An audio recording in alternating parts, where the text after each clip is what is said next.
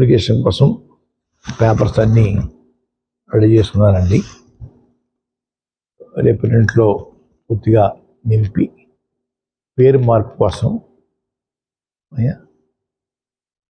దరఖాస్తు చేస్తానండి.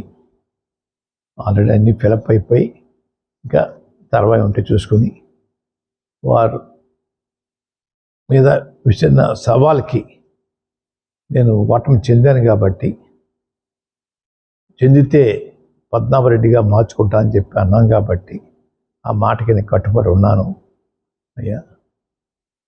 ఆ ప్రకారంగా పద్మనాభరెడ్డిగా మార్చమని గెజెట్ పబ్లికేషన్లో ఎంటర్ చేయమని అడుగుతానండి. గెజెట్ పబ్లికేషన్ అయిన తర్వాత మళ్ళా మీకు ప్రెస్కి ఆ నమోదైన పేరు పేపర్స్ మీకు ఇస్తానండి. మాటికి ప్రతి ఒక్కరూ ఉప్మా పద్మనాభం అంటున్నారండి. అంటే నేను ఉప్మా కాఫీ మర్యాద చేయటం తప్పన్నట్టుగా, లేదంటే చాలా చీప్గా వారు దృష్టిలో ఉందో నాకు తెలియట్లేదు. ఉప్మా పద్మనాభం అనేవారిని నేను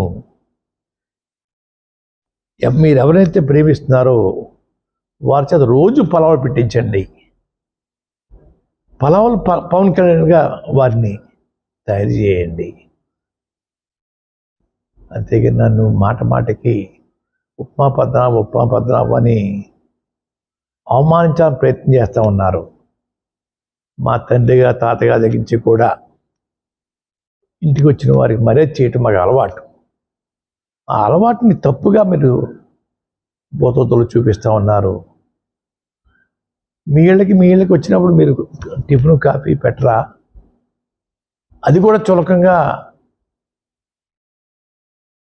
మేము అంటే మీ పరిస్థితి ఏంటి?